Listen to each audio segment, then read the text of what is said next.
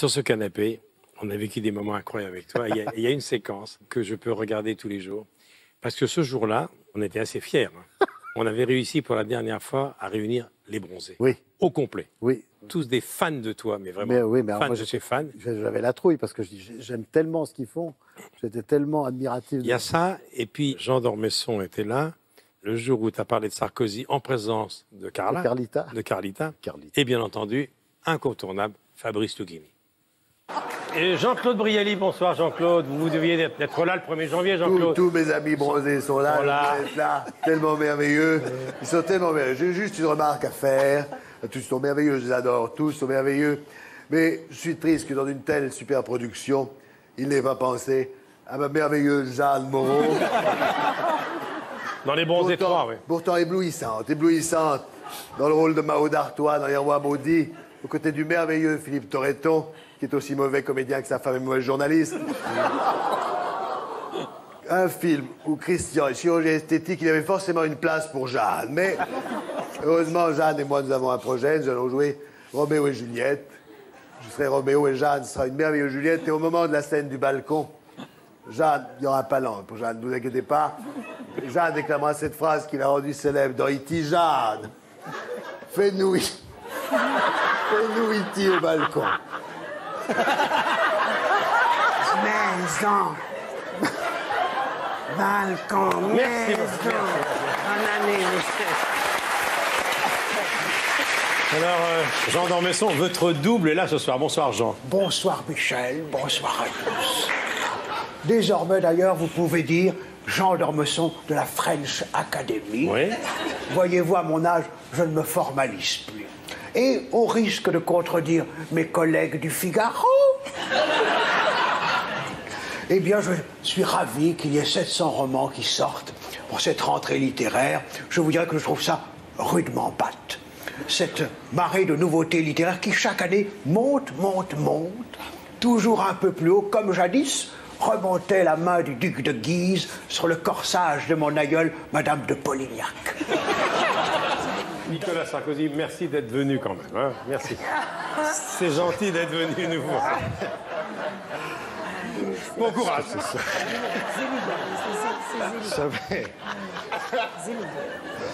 Ça fait plaisir, vraiment. Ça va, Michel? Oui.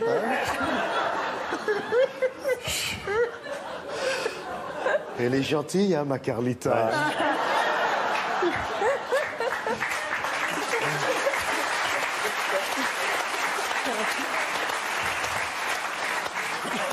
Et vous, ça va? Ça va bien? Ça va très bien, Nicolas. Comment ça se passe avec les socialistes, hein? Ils nous ont pas encore emmenés au goulag, hein? C'est bien, hein? Il y a encore l'électricité dans les studios. Tout fonctionne. C'est joli, hein? Il vous l'a pas encore coupé, le monteur à teinture, non, l'électricité? Non, ça va. Vous savez, c'est pas mon genre de dire du mal comme ça de François Hollande. Mais enfin, sinon j'aurais déjà dit qu'il était incapable. Incapable de prendre une décision, isolé sur le plan européen, totalement inexpérimenté, qu'il allait ruiner le pays. J'aurais pu le dire. Oui, oui. Qu'il allait ruiner le pays, que bientôt il allait pleuvoir des grenouilles et des sauterelles. Mais non. Vous savez, je suis bien. Moi, j'ai pas envie de rentrer dans ce genre de considération. J'ai pas envie d'en parler.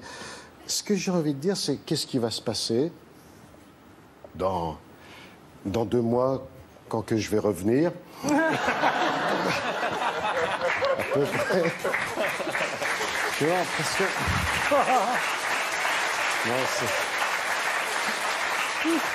Non, parce que bon, quand même, les Français ont élu Pignouf premier. Qu'est-ce que vous voulez? Vous lui mettez un béret, une blouse grise, 3 stylos dans la poche, on dirait un responsable du rayon pêche au BHV. Mais non, s'il vous plaît, je suis pas là pour dire du mal de François. Mais à part ça, on a la biennale. Et là, Drucker se demande, quelle biennale? La biennale, d'accord, mais quelle biennale? Pas la biennale des antiquaires chauves à veste en tweed et à col roulé, non. Pas la biennale d'art contemporain avec des tas de lentilles, des tableaux blancs et des artistes conceptuels. La biennale de danse à Lyon. C'est énorme. Là, accroche-toi, Fabrice. Alors, Kerdru, il se dit, tiens, la biennale de danse, c'est des ballets. Non, c'est pas des ballets. C'est tout et n'importe quoi, mais c'est pas des ballets. Surtout, va pas dire au chorégraphe Yann Fabre, tout est vrai, qui fait des ballets. Parce que Yann Fabre, comme le dit le journal Le Monde, énorme Le Monde, je cite, « Il dresse un tombeau chorégraphique diffracté en spirale ascendante. » C'est dans Le Monde, hein. Ah, il y a du lourd, hein. Ça s'appelle préparatio mortis, c'est du latin chorégraphique, ça veut dire prépare-toi à crever d'ennui. Et puis... Sinon, c'est pas fini, énorme, énorme. C'est avec nos sous, hein. Et puis...